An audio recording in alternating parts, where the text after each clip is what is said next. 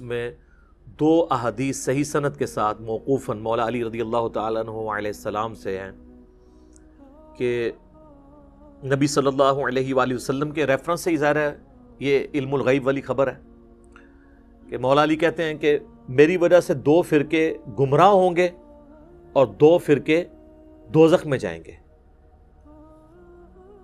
ایک میری محبت میں غلوف کر کے اور ایک میری دشمنی میں غلوف کر کے، گمراہ بھی ہوں گے اور دوزخ تک بھی پہنچیں گے۔ اچھا، محبت میں گمراہ ہو کر دوزخ تک پہنچنے والا جو فرقہ ہے وہ ہمیں بچپن سے بتایا گیا جی یہ رافضی ہیں، لیکن ہمیں دوسرے فرقے کا نہیں بتایا گیا۔ وہ کہتے ہیں وہ پہلے تھا، ایک ختم ہو گیا، خارجی اور یہ وہ، چونکہ آج وہ خود اس کا شکار ہیں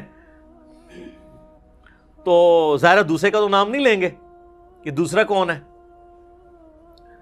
تو وہ تھے ناصبی، نسب کہتے ہیں کھڑا کرنے کو، جو حضرت علی کے خلاف کھڑے ہوئے، وہ قیامت تک رہیں گے۔ خوارج تو قیامت تک موجود رہیں گے، سنن نسائی میں حدیث ہے کہ خوارج قیامت تک رہیں گے، حتیٰ کہ ان کا آخری گروہ جو ہے وہ دجال کے ساتھ مل کے مسلمانوں کے خلاف ہوگا۔ تو آج کے دور میں بھی ناصبی موجود ہیں، خارجی موجود ہیں، اور انہی لوگوں میں موجود ہیں جو صرف رافضیت کی رٹ لگاتے ہیں، اور وہ اپنے گناہ کو چھپانے کے لیے ایک دوسرا نعرہ اڈاپٹ کرتے ہیں۔ ہم کہتے ہیں رافضیوں کے بھی غلط عقائد کا رد کریں اور ناصبیوں کے بھی، اور اس پلیٹ فارم سے اللہ کے فضل سے کوئی نہیں بچا۔ رافضیوں کا کوئی ایک عقیدہ نہیں آپ بتا سکتے جس سے ہمیں اختلاف ہو کتاب و سنت کی روشنی میں، اور اس پلیٹ فارم سے اس کا علمی رد نہ ہوا ہو، گالی گلوچ والا نہیں۔ چاہے وہ عقیدہ جو ہے وہ ریلیٹڈ ہو امامت سے، خواہ وہ توحید کے حوالے سے ان کے اندر خرابیاں ہوں، چاہے محرم کی رسومات ہوں، جھولے کی شکل میں، ماتم اور پنجوں کی شکل میں، کوئی ٹاپک نہیں بچا، اسی پلیٹ فارم سے علمی رد ہوا ہے اور لوگوں کی اصلاح کا سبب بنا ہے، اور ناسبیت کا رد بھی اسی پلیٹ فارم سے ہوا ہے۔ باقیوں نے تو سب نے اپنے اپنی مرضی کی چیزیں پکڑی ہوئی ہیں۔ سب سے زیادہ ضرورت اہل سنت کے ہاں تھی ناسبیت کے رد کی، کیونکہ اپنے گھر کی صفائی پہلے کرنی چاہیے، دوسروں کو تو کہنا بڑا آسان ہے۔ میں آپ کو ایک چھوٹا سا ایک علمی ٹوٹکا بتا دیتا ہوں، آپ چیک کر لیں کہ صحیح مسلم میں 240 نمبر حدیث ہے، سیدنا علی خود راوی ہیں، وہ کہتے ہیں کہ اس ذات کی قسم کہ جس نے دانے کو پھاڑ کر اناج کو اگایا اور مخلوقات کو پیدا کیا، نبی امی نے مجھ سے یہ عہد لیا تھا کہ اے علی، تجھ سے محبت نہیں رکھے گا مگر مؤمن، اور تجھ سے بغض نہیں رکھے گا مگر منافق۔ تو محبت علی از دا لٹمس ٹیسٹ آف ایمان، صحیح مسلم 240 نمبر حدیث۔ یہ حدیث آپ محرم میں کسی سنی کو ٹیکسٹ کرتے ہیں، آگے دیکھیں کیسے پھدکتا ہے وہ، جتنا مرضی وہ صحابہ اہل بیت کا عاشق ہوگا نا، اس کو فوراً تکلیف ہو جائے گی اس سے۔ اگر کوئی کہہ رہا نہیں ہوتی تو چیک کریں۔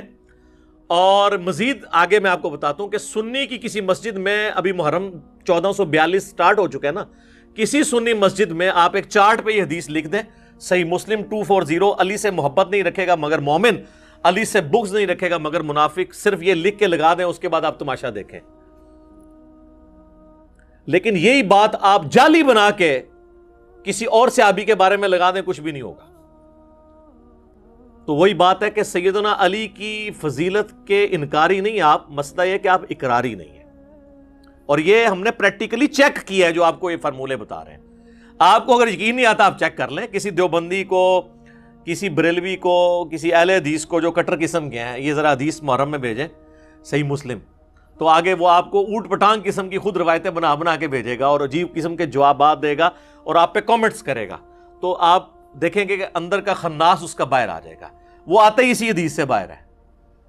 اور میں کہتا ہوں مولا علی کی شان میں نمبر 1 حدیث اس روئے ارض پہ اگر کوئی ہے نا، وہ یہی ہے، مسلم کی 240، کیونکہ یہاں پہ تو ایمان کی بات ہو رہی ہے۔ اور دوسرے نمبر پہ اگر کوئی حدیث ہے تو وہ ہے کہ علی کی میرے ساتھ وہی نسبت ہے جو ہارون کی موسیٰ کے ساتھ، مگر میرے بعد کوئی نبی نہیں، جو بخاری اور مسلم دونوں میں ہے۔ انبلیویبل چیز ہے، قرآن میں آتا ہے نا کہ حضرت موسیٰ نے دعا کر کے حضرت ہارون کو مانگا تھا اس لیول کا رسول اللہ کے ساتھ کوئی سپورٹر تھا نا تو مولا علی تھے رضی اللہ تعالیٰ عنہ علیہ السلام. اور فرمایا کہ میرے بعد نبی کوئی نہیں آنا. یعنی سیدنا علی اگرچہ حضرت ہارون کی طرح نبی علیہ السلام کے سپورٹر تھے جیسا کہ وہ موسیٰ علیہ السلام کے، لیکن نبی نہیں تھے. تو کیا مطلب ہے کہ نبوت کے فوراً بعد اگر کوئی درجہ ہے تو مولا علی کا ہے. اور اس میں یہ بھی امپلائڈ ہے کہ اگر کوئی اور نبی ہوتا تو مولا علی اس کے لیے ڈیزرونگ تھے. جس طرح کہ جامعہ ترمذی میں صحیح سند سے حدیث ہے کہ میرے بعد اگر کوئی نبی ہوتا تو عمر ہوتا. یعنی یہ فضیلت کے طور پہ، جیسے قرآن میں بھی ہے قُلْ إِنْ كَانَ لِلرَّحْمَنِ وَلَدٌ فَأَنَا أَوَّلُ الْعَابِدِينَ. اے نبی فرما دو بالفرض اگر اللہ کا کوئی بیٹا ہوتا تو سب سے پہلے میں اسے پوج رہا ہوتا. یہ سمجھانے کے لیے، اس سے کوئی لم یلد ولم یولد ختم نہیں ہو گیا، یہ بات سمجھانے کے لیے. تو یہ جو فضیلت ہے سیدنا علی رضی اللہ تعالیٰ عنہ کی، لٹمس ٹیسٹ آف ایمان صحیح مسلم 240. علی کی میرے ساتھ وہی نسبت ہے جو ہارون کی موسیٰ کے ساتھ، بخاری مسلم دونوں میں حدیث. اور تیسری ہے من کنت مولاہ فہذا علی مولاہ، غدیر خم کی حدیث. یہ 3 ٹاپ آف دا لسٹ فضائل ہیں. ویسے تو بہت زیادہ ہیں. المستدرک للحاکم میں صحیح سند کے ساتھ امام احمد بن حنبل کا قول ہے کہ ذخیرے احادیث میں سب سے زیادہ احادیث جس شخص کی فضیلت میں ہیں وہ علی ابن ابی طالب ہے رضی اللہ تعالیٰ عنہ علیہ السلام. صلاۃ بر محمد و آل محمد، اللہم صلی علی محمد و علی آل محمد. تو اب اس ماحول کے اندر اجتہادی خطا والا جو ہم نے ایک دعوت کو لانچ کرنے کے لیے حکمت اڈاپٹ کی ہے، آپ اس حکمت کو سمجھیں. اب اس خطا کے حوالے سے بھی تھوڑی ڈسکشن ہو جائے. صحیح بخاری اور صحیح مسلم دونوں میں یہ حدیث موجود ہے متفق علیہ، اور بخاری میں ذرا ڈیٹیل کے ساتھ ہے. انٹرنیشنل نمبر کے مطابق 2812.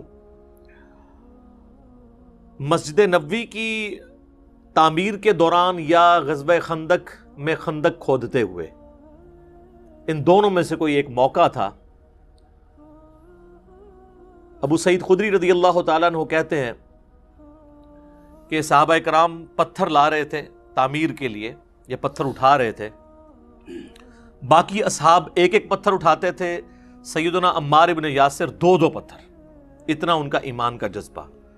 ظاہر ہے کہ جس کے جینز کے اندر ایمان ہو، جس کے ماں باپ اسلام کے پہلے شہداء ہوں، سیدنا یاسر اور سیدہ سمیہ رضی اللہ عنہما وعلیہم السلام، اسلام کے پہلے شہید جنہوں نے ابو جہل کی تکلیف اٹھائی، تو ان کا بیٹا پھر یہی ہوگا نا. بلکہ یہ حدیث تو سٹارٹ ہی بڑے زبردست انداز میں ہوتی ہے. عبداللہ بن عباس اپنے بیٹے علی کو بھیجتے ہیں، ان کے بیٹے کا نام بھی علی تھا، اور ایک اور تابعی کو کہ جاؤ ابو سعید خدری سے جا کے ان کی حدیث سنو. وہ حدیث جو بیان نہیں کرنی چاہیے پبلکلی، یہ کہتے ہیں نا بیان نہیں کرنی چاہیے. اور عبداللہ بن عباس تو حدیثیں سنوائی وہی کرتے تھے. چلیں انہوں نے کہا ان سے حدیث سنو. ابو سعید خدری تو ان 7 صحابہ میں ہیں جنہوں نے سب سے زیادہ حدیثیں روایت کی ہیں. آگے وہ بھی تیار بیٹھے ہوئے تھے، بھی سینکڑوں حدیثیں ان کو یاد ہیں. تو انہوں نے نہیں پوچھا کہ کیڑی حدیث سنن آئے ہو. ان کو بھی پتا تھا وہی والی جو انجینئر صاحب بیان کرتے ہیں، اور آپ کے علماء نے پابندی لگائی ہوئی ہے. تو کہتے ہیں وہ اپنے باغ میں کام کر رہے تھے، تو ہم نے کہا کہ حضرت ہمیں ابن عباس نے بھیجا ہے، اور وہ کہہ رہے ہیں کہ جا کے ابو سعید سے ان کی حدیث سنو. ابو سعید کو تو سینکڑوں ہزاروں حدیثیں یاد ہیں. انہوں نے پوچھا کیڑے علی؟ تو انہوں نے کہا کہ سنو. پھر انہوں نے یہ حدیث شروع کی کہ اس طریقے سے تعمیر کا موقع تھا، سب لوگ ایک ایک پتھر اٹھا رہے تھے، اور عمار ابن یاسر 2 پتھر. تو نبی علیہ السلام نے اپنے مبارک ہاتھوں سے جو ہے ان کے سر اور داڑھی سے مٹی جھاڑتے ہوئے کہا وائے عمار، اے سمیہ کے بیٹے، افسوس، یعنی تو کتنی اسلام کے لیے خدمت کر رہا ہے، افسوس تجھے ایک باغی جماعت قتل کرے گی.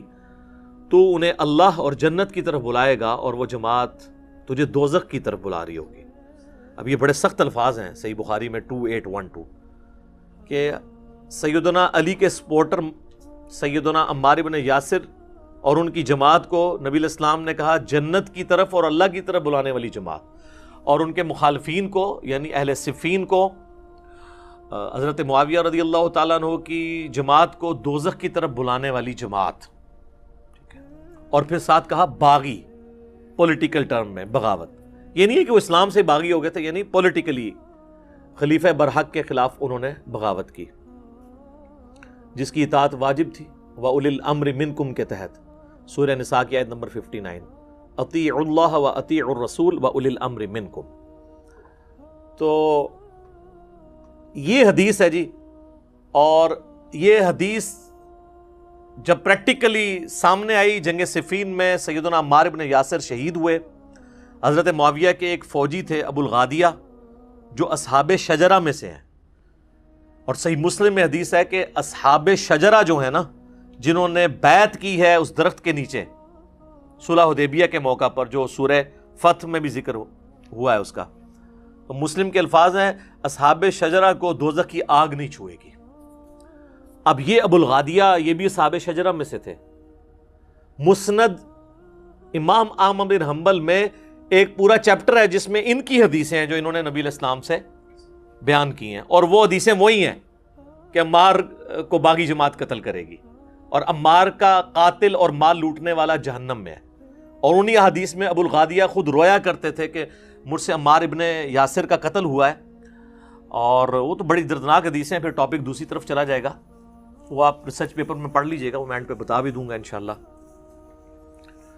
تو ابو الغادیہ سے ہوا، اور اس پہ بعض لوگوں نے کوشش کی کہ جی ابو الغادیہ جو ہے وہ اتنا بڑا جرم کر کے بھی بخشے جائیں گے کیونکہ اصحاب شجرہ میں سے ہیں۔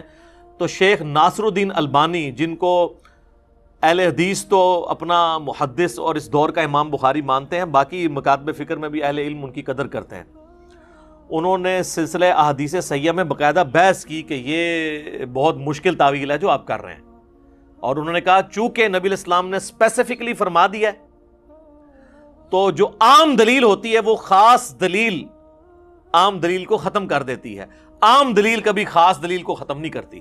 اور یہ اہل حدیثوں کو بات پتہ ہے، جب ہم انہیں کہتے ہیں نا وَإِذَا قُرِئَ الْقُرْآنُ فَاسْتَمِعُوا لَهُ، تو وہ کہتے ہیں یہ تو جنرل ہے، ہم اس کو ختم کرتے ہیں لا صلاۃ لمن لم یقرأ بفاتحۃ الکتاب سے، وہ کہتے ہیں وہ خاص ہے کہ جو فاتحہ نہیں پڑھتا اس کی نماز نہیں ہوتی، لہٰذا یہ جو جنرل آیت ہے اس میں یہ ایک تخصیص آ جائے گی کہ فاتحہ آپ پڑھ سکتے ہیں امام کے پیچھے بھی، ایک علیحدہ سے ایک ٹاپک ہے۔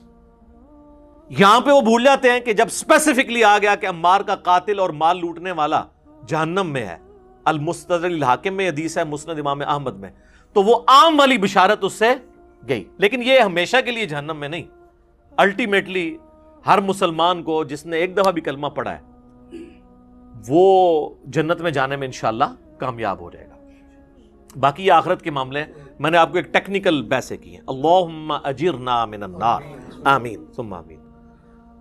تو یہ حدیث اور اس کے بعد جب یہ سارا معاملات ہوئے تو پھر اہل سنت کے ہاں یہ چیز اسٹیبلش ہو گئی کہ حضرت علی رضی اللہ تعالیٰ عنہ کی ساری جنگیں حق پر مبنی تھیں اور مخالفین باغی تھے۔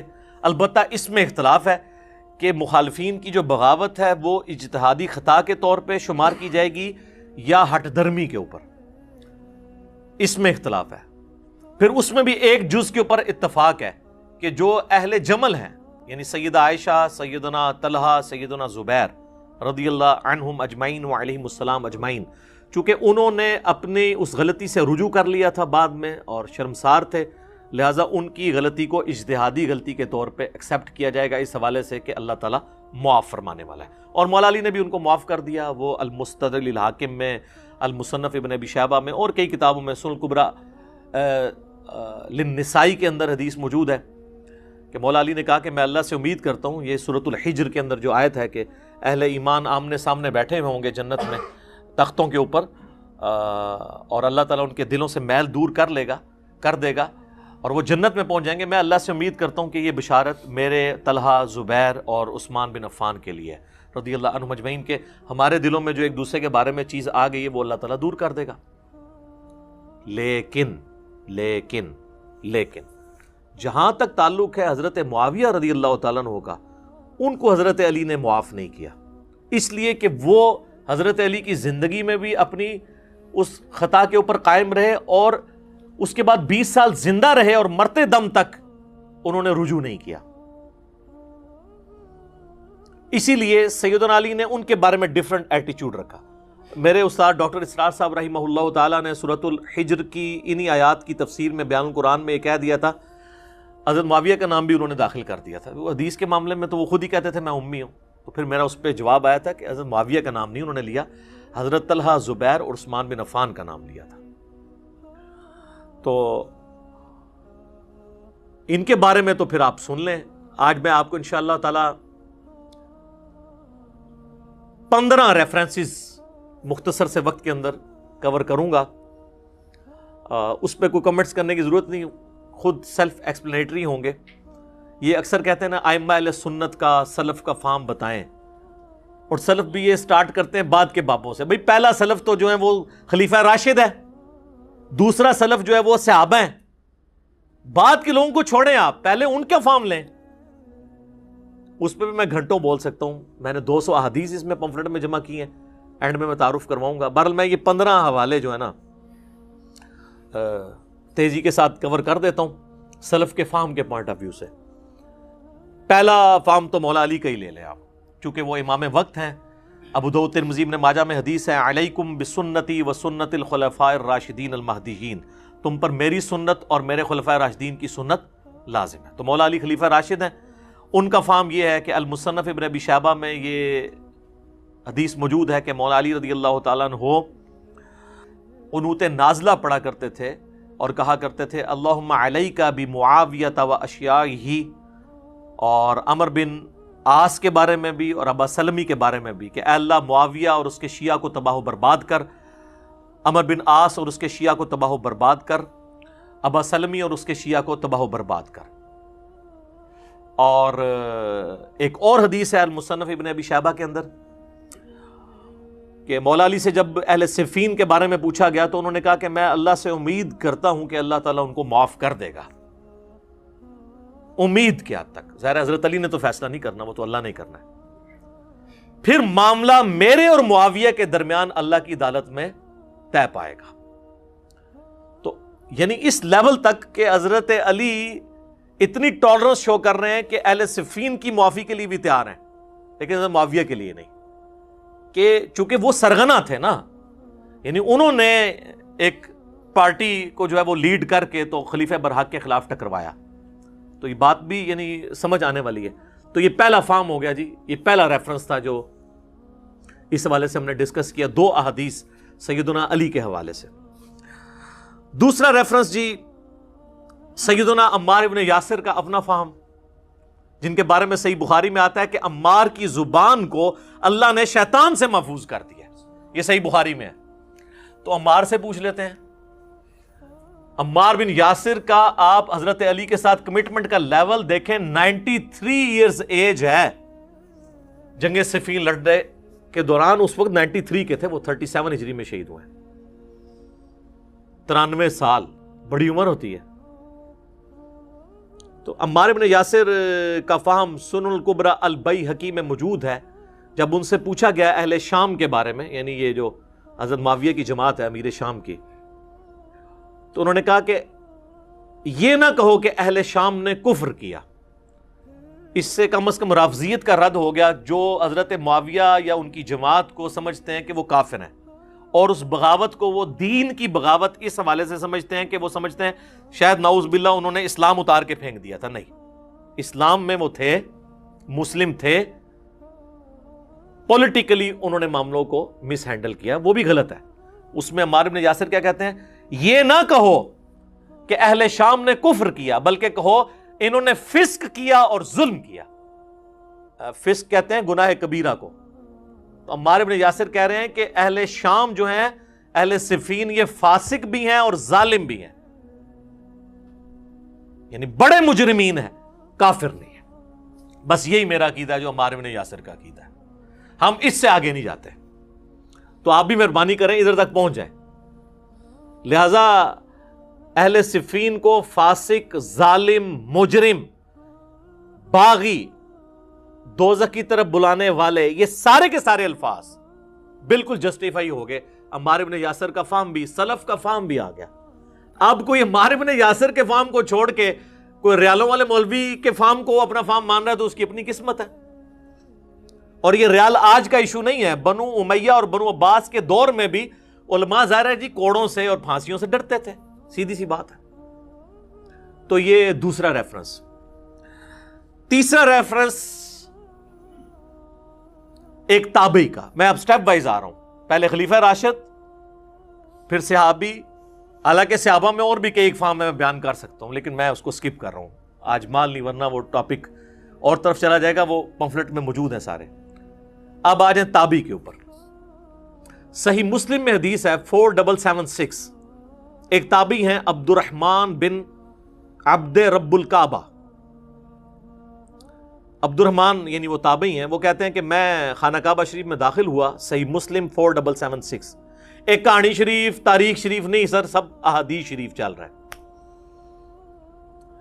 تو یہ مولانا شریف نہیں ہے، مسلم شریف ہے 4776. کہتے ہیں میں نے دیکھا کہ حضرت عبداللہ بن عمر بن عاص خانہ کعبہ کی دیوار کے ساتھ ٹیک لگائے ہوئے ہیں اور لوگوں کو احادیث بیان کر رہے ہیں. اور اس میں وہ ایک حدیث بیان کر رہے تھے کہ اپنے امیر کی اطاعت ضرور کرنی ہے جو تمہارا حکمران ہے، اور اس کے اوپر ایمفسائز کر رہے تھے.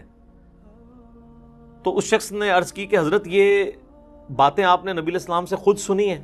ان کا ہاں، میرے کانوں نے سنا، میری آنکھوں نے حضور کو دیکھا، اور میرے دل نے آپ کی بات یاد رکھی کہ امیر کی اطاعت کرنی ہے ہر حال میں.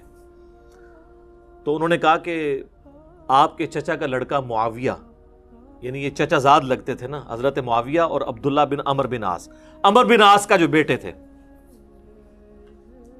وہ تو ہمیں کہتے ہیں کہ ہم آپس میں ایک دوسرے کا مال حرام طریقے سے کھائیں اور آپس میں ایک دوسرے کو ناحق قتل کریں، جبکہ اللہ قرآن میں کہتا ہے سورۃ النساء آیت نمبر 29 کہ حرام طریقے سے ایک دوسرے کا مال آپس میں مت ہڑپ کرو اور ایک دوسرے کو قتل مت کرو. آپ بتائیں اب ہم اللہ کی مانیں کہ معاویہ کی مانیں؟ اب یہ ظاہر ہے بڑی ایک سخت بات تھی. تو حضرت عبداللہ بن عمر بن عاص نے تھوڑی دیر تک خاموشی اختیار کی اور پھر سر اٹھا کے کہا کہ معاویہ کی اطاعت کرو ان کاموں میں جس میں وہ اللہ کی اطاعت کے اندر تمہیں حکم دے، اور معاویہ کی نافرمانی کرو ان کاموں میں جس میں وہ اللہ کی نافرمانی کا حکم دے. اور یہی عقیدہ مسلمان کا ہونا چاہیے. بخاری اور مسلم دونوں میں حدیث ہے، مولا علی کہتے ہیں نبی علیہ السلام نے فرمایا کہ مخلوق کی اطاعت صرف معروف کے اندر ہے، اللہ کی اطاعت کے اندر ہے. اگر وہ اللہ کی اطاعت سے باہر کی بات کریں گے پھر ان کی اطاعت نہیں کی جائے گی مخلوق کی. یہ اکثر بولے پوچھ رہے ہوتے ہیں جی میری ماں کہتی ہے بھی داڑھی نہیں رکھنی ہے تو اب میں ماں باپ کا حکم مانوں. یہ وہ بندہ ہے جو ماں باپ کے کہنے پہ کبھی دہی لینے کے لیے بھی دکان پہ نہیں جاتا، وہ داڑھی کے معاملے میں ماشاءاللہ لمحہ پہ جاتا ہے. اب میں والدہ کا حکم مانوں یا اللہ کا؟ ایڈا پولا ہے. اللہ اور اس کے رسول کی اطاعت پہلے نمبر پہ ہے. یہ جو بخاری مسلم کی حدیث ہے تم مومن ہی نہیں ہو سکتے جب تک کہ میں تمہارے ماں باپ، اولاد اور تمہاری اپنی جان سب سے بڑھ کے تمہیں عزیز نہ ہو جاؤں. اس کا مطلب یہی تو ہے کہ اللہ اور اس کا رسول ٹاپ پرائورٹی ہونے چاہیے عز و جل و صلی اللہ علیہ وآلہ وسلم. تو یہ جناب فہم آ گیا ایک تابعی کا، اور ساتھ صحابی کا فہم بھی آ گیا، عمر بن عاص کا بھی، ان کے بیٹے کا عبداللہ بن عمر بن عاص. یہاں پہ ایک میں مدنی پھول آپ کو دے دوں. یہ اکثر جو یہ بات بولی جاتی ہے نا، الصحابۃ کلہم عدول، صحابہ سب کے سب عادل ہیں، اس کا وہ مطلب نہیں جو آپ کو بریلوی دیوبندی یا اہل حدیث کے مولوی پڑھاتے ہیں یا ان کے بزرگ. ورنہ یہاں پہ عبداللہ بن عمر بن عاص کو صحیح مسلم 4776 نمبر حدیث میں کہنا چاہیے تھا الصحابۃ کلہم عدول، سارے صحابہ عدل کرنے والے ہیں. تو تم یہ کہہ رہے ہو کہ یہ حرام خوری کا حکم دیتا ہے اور قتل ناحق کا حکم دیتا ہے، یہ کیسے ہو سکتا ہے؟ الصحابۃ کلہم عدول یہ نہ کوئی آیت ہے نہ کوئی حدیث ہے، یہ ایک سلوگن کے طور پہ جملہ محدثین کے ہاں پایا جاتا ہے کہ روایت حدیث میں تمام صحابہ عادل ہیں. کیونکہ یہ چیز جان پھٹک ہو چکی ہے کہ صحابہ کرام سے مختلف قسم کی غلطیاں ضرور ہوئیں بحیثیت انسان، آپ اس کو اجتہادی خطائی کہہ لیں، لیکن رسول اللہ پہ کبھی انہوں نے جھوٹ نہیں باندھا، کیونکہ نبی علیہ السلام نے اس گناہ کی سنگینی اس قدر راسخ کی تھی ان کے اندر. سر بخاری مسلم میں پہلی حدیث ہی مولا علی سے یہ ہے، بخاری میں بھی، کہ میری طرف کوئی ایسی بات منسوب نہ کرنا جو میں نے نہیں فرمائی ورنہ اپنا مقام دوزخ میں دیکھ لو. اب یہ بات اس طریقے سے نبی علیہ السلام نے راسخ کی تھی کہ بڑے بڑے جرم بھی ہوئے لوگوں سے، لیکن حدیث کسی نے نہیں گھڑی صحابہ کرام سے. اسی لیے کہا جاتا ہے الصحابۃ کلہم عدول، روایت حدیث میں سارے صحابہ عدول ہیں. کوئی نہیں بتا سکتا کہ حضرت معاویہ نے کوئی حدیث گھڑی ہو اپنی شان میں یا حضرت علی کو نیچا کرنے کے لیے، نہیں، ناٹ ایٹ آل۔ تو اس کا یہ معنی ہے، اور اس کو سپورٹو میں آپ کو ایک کال بھی بتا دیتا ہوں۔ سنن نبی داؤد میں انٹرنیشنل نمبر کے مطابق 4129 نمبر حدیث ہے۔ محمد بن سیرین تابعی المتوفا 110 ہجری، یہ حدیث حضرت معاویہ سے روایت کرتے ہیں اور ساتھ فرماتے ہیں وَكَانَ مُعَاوِيَةُ لَا يُتَّهَمُ فِي حدیث، اور معاویہ حدیث کے معاملے میں متہم نہیں تھے، ان پر کوئی تہمت نہیں کہ انہوں نے حدیث گھڑی ہو۔ یہ بات ان کو کہنے کی ضرورت کیوں پڑی؟ حضرت ابوبکر، عمر، عثمان رضی اللہ عنہم اجمعین وعلیہم السلام اجمعین، اور مولا علی کو بھی بیچ میں شامل کر لیں، ان سے حدیثیں روایت کرتے ہوئے تو کبھی نہیں تابعی کہتا کہ روایت حدیث میں وہ کبھی جھوٹ نہیں بولا کرتے تھے، ان پہ کوئی تہمت نہیں ہے۔ مسئلہ یہ کہ حضرت معاویہ کی زندگی میں ایسے کئی ایک اعمال ہیں جو آپ سن چکے، کچھ احادیث کی شکل میں، کچھ آپ پمفلٹ میں پڑھیں گے، کہ اس کے بعد کسی کو شائبہ ہو سکتا تھا کہ اگر یار اس بندے کا کریکٹر ایسا ہے تو اس سے پھر حضور کی حدیثیں کیوں لی جا رہی ہیں؟ تو انہیں کلیئر کیا کہ وَكَانَ مُعَاوِيَةُ، جہاں تک معاویہ کا تعلق ہے، لا يُتَّهَمُ فی حدیث، حدیث قبول کرنے میں کوئی تہمت نہیں۔ الصحابۃ کلھم عدول کا مطلب یہ ہے، جو رٹ لگائی ہوتی ہے جناب دیوبندیوں نے بھی جگہ جگہ صحابۃ کلھم عدول، عام بندہ سمجھتا ہے کہ قرآن آئے تو حدیث پڑھ رہے ہیں، یہ ایک جملہ ہے، ایک سلوگن ہے، اور وہ بھی صحیح معنی نہیں اس کا بیان کرتے کہ عدول کا مطلب کیا ہے۔ وہ ابن سیرین کا میں نے حدیث کی کتاب عدود سے بیان کر دیا۔ تو یہ جناب 3 ریفرنسز ہو گئے، خلیفہ راشد کا، اس کے بعد عمار بن یاسر کا، ایک صحابی کا، اور اس کے بعد ایک تابعی کا۔ اب میں 12 ریفرنسز جو ہے نا وہ آپ کو ورڈ بائی ورڈ، یہ مجھے پکڑائیے گا لیپ ٹاپ، آپ کو پڑھ کے سناتا ہوں، کیونکہ ظاہر ہے کہ وہ ایک جگہ تو نہیں لکھے ہوئے، میں نے بہرحال اس کے اوپر ورکنگ کی ہوئی ہے، اللہ کا شکر ہے۔ اب یہ جے پی جی میں بھی لگ جائیں گے تو پھر لوگوں کو ادھر ادھر بھاگنا بھی نہیں پڑے گا، آسانی رہے گی انشاءاللہ تعالی۔ ہاں جی 3 ہو گئے نا جی، آج جی 4تھا ریفرنس۔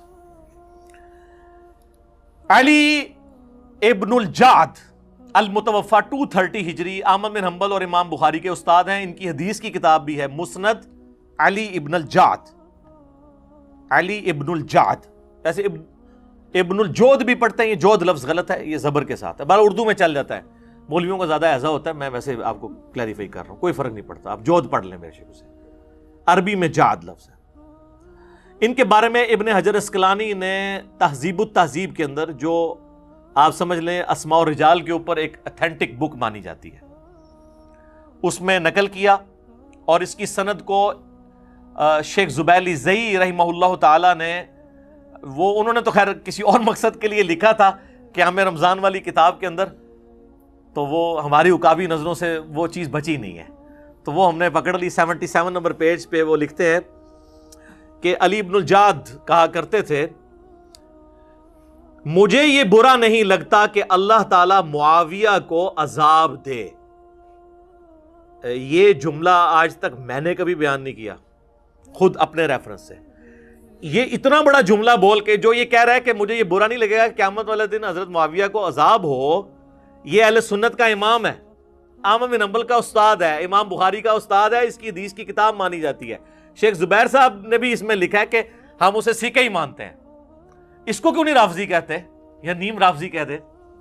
نہیں، وہ بڑا ہے، تو ہم تو سلف کا فہم عوام کے سامنے بیان کریں، یہ آپ کے سلف ان کے بارے میں لکھ کے گئے جن کا آپ جھوٹا دفاع کرتے ہیں۔ یہ اذانیں شروع ہو چکی ہیں، بقیہ کے ریفرنسز انشاءاللہ اذان کے وقفے کے بعد انشاءاللہ۔ ہاں جی جناب، اب آ جائیں جی 5th ریفرنس کی طرف، اور وہ ہیں حنفیوں کے بڑے امام، امام بدر الدین عینی المتوفا 855 ہجری، جنہوں نے صحیح بخاری کی شرح لکھی ہے عمدۃ القاری، ایک شوافے کی ہے شرح جو ابن حجر اسقلانی المتوفا 852 ہجری نے لکھی فتح الباری، اس کے مقابلے پہ یہ عمدۃ القاری، ایک ہی زمانے میں دونوں بزرگ ہوئے ہیں۔ تو انہوں نے صحیح بخاری میں جو حدیث ہے نا 7083 کہ اگر ایک مسلمان دوسرے مسلمان کے خلاف تلوار اٹھا لے، اس کی شرح کرتے ہوئے عمدۃ القاری میں لکھتے ہیں، ورڈ بائی ورڈ میں آپ کو پڑھ کے سناتا ہوں۔ وہ کہتے ہیں کہ امام کرمانی رحمہ اللہ نے کہا کہ سیدنا علی اور حضرت معاویہ دونوں ہی مجتہد تھے، زیادہ سے زیادہ یہ ہے کہ حضرت معاویہ کو اجتہاد میں خطا لاحق ہو گئی، ان کو 1 اجر ملے گا جبکہ سیدنا علی کو 2 اجر ملیں گے۔ تو اس دعوے کے اوپر وہ کمنٹس کرتے ہیں امام بدر الدین عینی، وہ کہتے ہیں میں کہتا ہوں کہ حضرت معاویہ کی خطا کو اجتہادی خطا کیسے کہہ دیا جائے اور ان کے اجتہاد پر کیا دلیل ہے، حالانکہ ان کو یہ حدیث مل چکی تھی جو بخاری مسلم کی حدیث میں نے پہلے بیان کی، جس میں رسول اللہ نے فرمایا تھا صلی اللہ علیہ وآلہ وسلم، افسوس ابن سمیہ کو ایک باغی جماعت قتل کرے گی، اور ابن سمیہ عمار ابن یاسر ہیں اور ان کو حضرت معاویہ کے گروہ نے جنگ صفین میں قتل کیا۔ کیا حضرت معاویہ اس پر راضی نہیں کہ ان کو برابر چھوڑ دیا جائے، چہ جائے کہ ان کو 1 اجر بھی ملے؟